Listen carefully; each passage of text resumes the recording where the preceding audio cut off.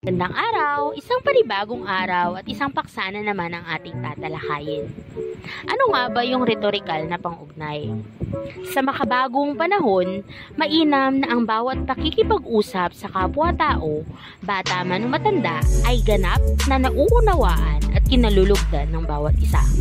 Ang pakikipag-usap kasi ang pinakamabuti at pinakamabisang daan ng pakikipag-ugnayan sa kapwa. Kung kaya't sa makabagong gramatika, ang pangatnig bilang bahagi ng pananalita ay nahahati sa dalawang anyo. Ngunit teka, ano nga ba yung pangatnig?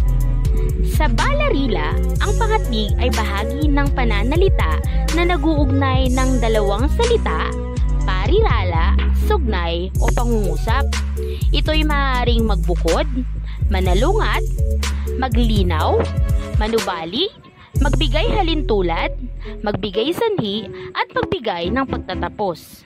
Ang unang anyo nito ay tinatawag na pangatnig na ginagamit sa simpleng pag-uugnay ng mga salita, parirala, sugnayang pangungusap, katulad ng at, sa, saka, pati, ni, upang, maging, ngunit, bagaman, subalit at iba pa.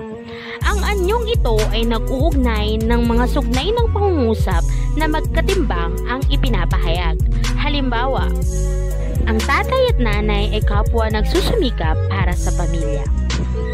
Ikalawa, maraming bata ang nagiging masaya sa araw ng Pasko, bagamat magkakaiba ang kanilang natatanggap na regalo. Ang ikalawang anyo ng pangatnig ay ginagamit sa mga rhetorical na pagpapahayag. Ito'y kumakatawan sa tungkulin upang pag-ugnayin ang dalawang sugnay na hindi timbang sa pagpapahayag, na ang ibig sabihin ay pantulong lamang ang isang sugnay. Ginagamit ang mga ito upang maging mabisa at kahikahikahayat ang mga pahayag. Ilan sa mga halimbawa nito ay kung, sapagkat, palibhasa, kapag, bago, kung gayon, pagkat at iba pa. Tinatawag din itong mga pangatnig o pang-ugnay na panubali. Madalas nasa unahan ng sugnay na pantulong ang mga pangatnig na ito. Halimbawa, maraming umaasa na pagdating ng araw ng kanilang pagsusumikap sa pag-aaral ay magbubunga ng matagumpay sa buhay. Ikalawa, bagaman mayaman ay nagawa niyang makisalamuha sa simpleng mga mamamayan. Ikatlo, kapag dumating ang mga sandaling kailangang makatulong sa kapwa, ang mga mamamayan ng Lucena ay nagkakaisa upang tumugon sa pangangailangan. Maligayang pagkatuto, ako po ulit si Binibining Angelica.